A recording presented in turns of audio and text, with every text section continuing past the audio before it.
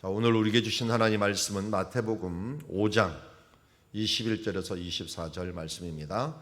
마태복음 5장 21절에서 24절 살인 극복이라고 하는 제목을 가지고 하나님 말씀 보도록 하겠습니다. 자, 우리 한 절씩 교독합니다. 옛사람에게 말한 바 살인하지 말라. 누구든지 살인하면 심판을 받게 되리라 하였다는 것을 너희가 들었으나 나는 너희에게 이르노니 형제에게 노하는 자마다 심판을 받게 되고 형제를 대하여 라가라 하는 자는 공회에 잡혀가게 되고 미련한 놈이라 하는 자는 지옥불에 들어가게 되리라. 그러므로 예물을 제단에 드리다가 거기서 내 형제에게 원망 들을 만한 일이 있다는 것이 생각나거든 예물을 제단 앞에 두고 먼저 가서 형제와 화목하고 그 후에 와서 예물을 드리라. 아멘. 자, 우리가 잘 아는 산상순 말씀을 보고 있습니다. 우리 이 앞에도 보면 간음하지 말라는 말을 들었으나 내 마음으로 음욕을 품으면 이미 간음한 것이다 라고 말씀하고 있고, 이제 5장 21절에서는 옛사람에게 살인하지 말라라고 하는 십계명 말씀이 있습니다. 그럼 우리는 살인하지 말라라고 하면 일반적으로 물리적으로 사람을 죽이는 것들을 의미하는데, 하나님은 중심을 보시는 하나님께서는 그렇게 보지 아니하고 살인하면 심판을 받으리라라고 했는데, 맞다, 그런 게 맞다. 그러나 살인이라는 정의를 한번 보자 하면서 예수님께서 노하는 자, 분노하는 자마다 심판을 받게 된다. 여기 살인하는 자마다 심판을 받는다 그랬는데, 이번에는 형제에게 분노하는 자마다 심판을 받게 된다라고 이야기합니다. 분노하는 것, 참 이거 분노도 또 다양한 것 같아요. 나는 정말 분노했다고 생각하는데 상대방은 분노하지 않았다고 느낄 때도 있고요. 또 나는 화를 안 냈다라고 생각하는데 상대방은 화를 냈다라고 생각할 때가 있어요. 이것도 참으로 상대적이더라고요. 그런데 1차적인 기준은 뭘까요? 내가 화를 내는 거겠죠. 내가 내 마음으로 분노해갖고 화를 내는 이 부분들이 심판을 받게 한다라고 하는 것은 한마디로 형제에게 화를 내는 것도 살인하는 것이다 라고 얘기하고, 이런 기준으로 이해한다면 우리는 혹시 화 안 내고 사시는 분 계시나요? 나는 큰 소리 낸 적 없다 그러는 분들 있으면 성인 군자거나 아니면 감정이 없다거나 이런 걸 거예요. 감정이 있는 사람들은 모두 한두 번씩은 화를 내고, 또 이것이 뭐 성화가 되거나 또 차라리 자녀들이 이제 다 출가를 하고 나서 부부간에 수십 년 동안 다져온 이제 공통 분모를 가지고 서로 살아가는 사람들한테는 별로 그렇게 화가 날 일은 없을 거예요. 그렇지만 우리 가족 간에도 화가 많이 나고 또 이웃 간에도 화가 날 때가 많이 있죠. 근데 이 화를 내는 것들이 또 종류가 틀려요. 하나님은 중심을 보시기 때문에 속에서 막 불이 난다는데 이것도 화가 돼버리는 거거든요. 겉으로 안 내도 속에서 불이 나듯이 막 화가 나면은 이것도 화를 내는 거예요. 그럼 뭐하고 똑같다고요? 살인하는 거하고 똑같다. 어떤 사람은 그러니까 한마디로 미워하는 것조차도 이게 살인하는 것이라고 한다면, 이것 때문에 성경은 뭘 얘기하냐면 다 죄인이다. 의인은 없다. 다 죄인이라고 얘기합니다. 인간 마음이 자체가 그렇다는 겁니다. 이게 아담 때에는 그렇지 않았나 봐요. 그 뒤에는 이런 마음이 우리 가운데 있게 됩니다. 그런데 여기에 보니까 그 다음 형제에 대하여 라가라 하는 자는 공회에 잡히게 된다. 고리 빈 놈 뭐 이런 뜻을 갖고 있어요. 그래서 한마디로 바보 이렇게 얘기해요. 뭐 좋은 말로 얘기하죠. 이 바보야 라고 하는 것들도 어떻게 공회에 잡혀가게 된다. 그리고 여기에 미련한 놈, 조금 비하하는 말, 라가라 하는 거 좀 욕설을 한 거고요. 이게 미련한 놈이라는 거 좀 비난을 한 거예요. 비난을 하는 사람들도 지옥불에 들어간다는 겁니다. 이런 기준에 의한다면 우리는 모두 지옥에 가야 될 운명에 있습니다. 그래서 예수님이 이렇게 말한 이유는 율법은 무엇을 알려주려고 하는 거예요? 결국 우리가 죄인이라는 것을 알려주는 거지 율법으로 구원받을 수는 없어요. 자, 일단 율법이 이렇게 자세히까지 하나님께서 얘기하는 이유는 너는 할 수 없다. 너는 의인이 될 수 없고 너는 스스로 구원받을 수 없다. 내 마음에 일어나는 그 죄악된 마음들의 그것을 따지면 하루에 어떤 분의 수도사가 이런 마음 죄까지 따졌던 모양이에요. 한 2만 번의 이상의 죄를 짓는다라고 해요. 왜냐하면 하나님께서 기준이 마음이라고 한다면 우리 가운데 일어나는 이 마음에 일어난 죄들을 조금이라도 시기 질투가 일어나고 마음에 일어나는 걸 다 말하는 거예요. 저 딱 봤는데 좀 미련해 보여. 아, 저거 왜 저렇게 못해? 이런 마음이 딱 드는 순간 또 죄를 짓는 거예요. 나 계속 지옥불에 들어가고 살인하고 공에 잡혀가야 되고 이런 인생을 살아야 되는 것입니다. 그러면 이걸 어떻게 해야 되느냐? 그럼 이런 인생을 어떻게 해야 되느냐? 예수님께서 그냥 간단하게 하나를 알려주셨어요. 그게 뭐냐면 먼저 예배의 자리로 나가라는 거예요. 원래 하나님이 만들어 놓은 방법 중에 하나가 예배입니다. 속죄제가 있고 속건제가 있어요. 어제도 우리 말씀을 드렸지만 속죄제는 우리가 이렇게 지금 마음으로 진 죄들은 속죄제를 드리면 돼요.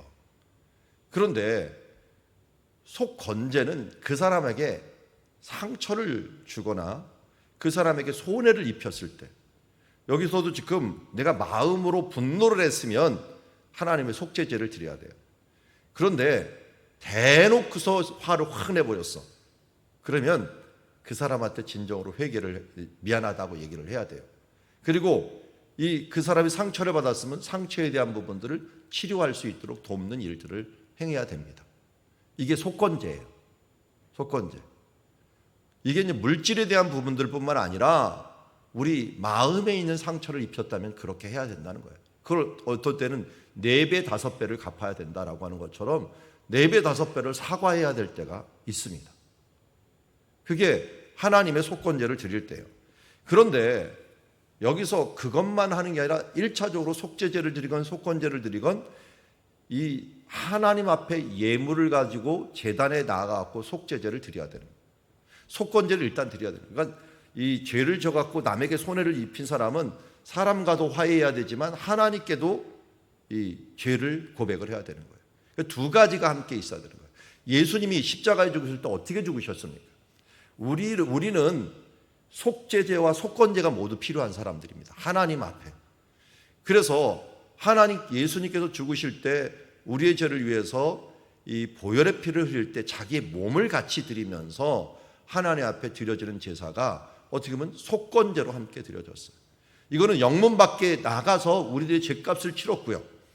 그리고 속죄제로서는 우리가 성전에서 예수님께서 사형선고를 다니면서 거기서 사형선고를 다니고 밖에서 값을 치르면서 휘장이 찢어져 갖고 속죄제가 드려진 것들을 우리에게 이야기하고 있습니다. 우리는 하나님 앞에 죄를 졌을 때 하나님께 회개하고 형제에게 회개하고 하는 부분들을 같이 해야 되는 것이에요. 그렇게 화목을 해야 되는 거예요.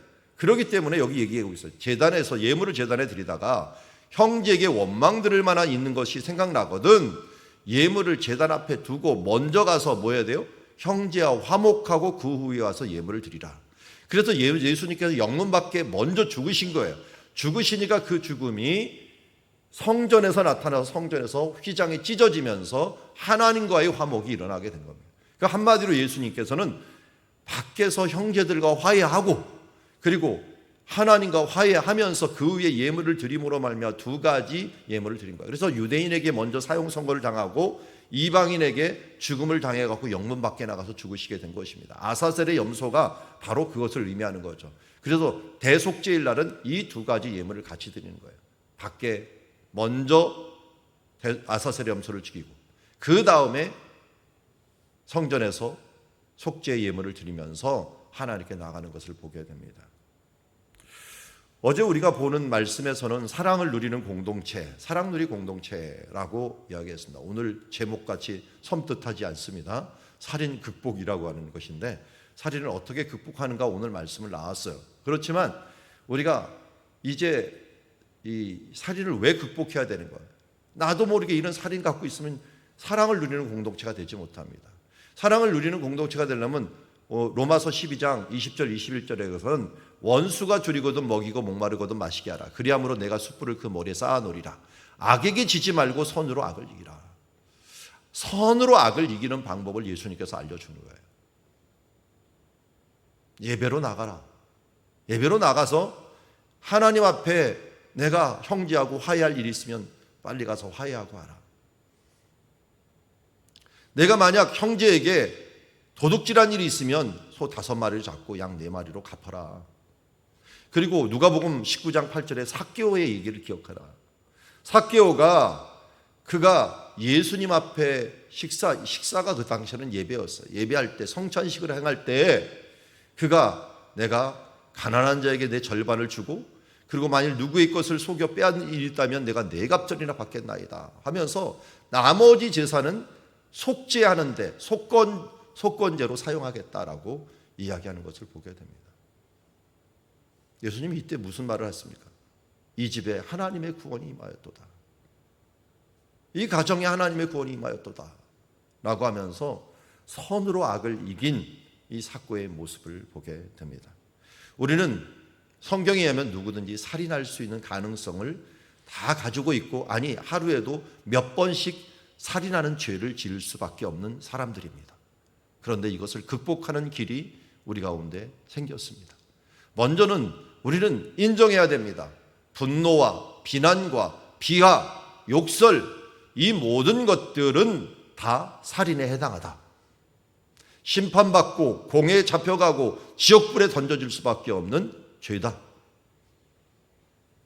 법을 만드신 하나님이 그렇게 얘기합니다. 그러면 우리는 어떻게 이것을 극복해야 합니까?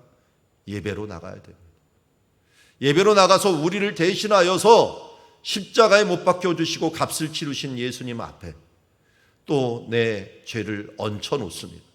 지금 내가 또 이렇게 연약해서 이런 마음으로 또 살인의 죄를 범했습니다.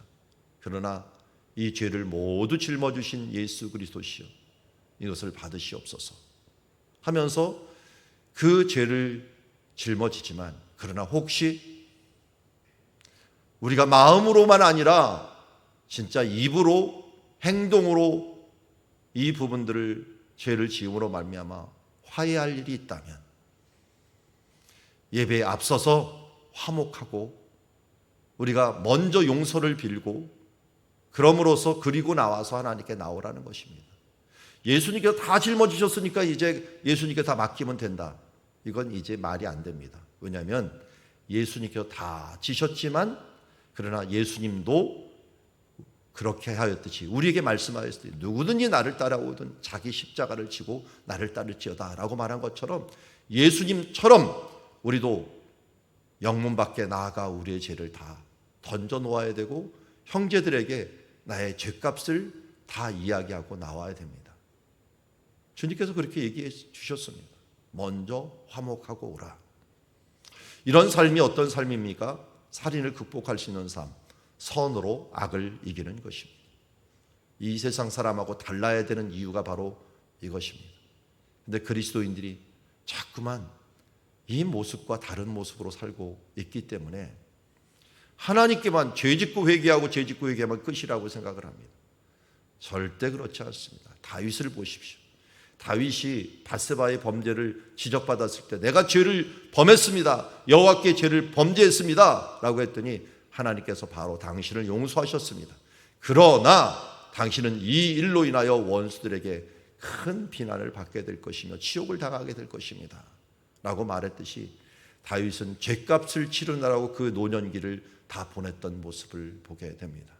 여러분, 주님 앞에서 화목하는 일들을 통하여서 형제와 예물을 드리다 화목하는 이 일들에 주님 우리가 정말 잘해야 됩니다. 그러나 이 일들을 해야 되는 이유는 우리가 죄를 범해야 되는 일들이죠.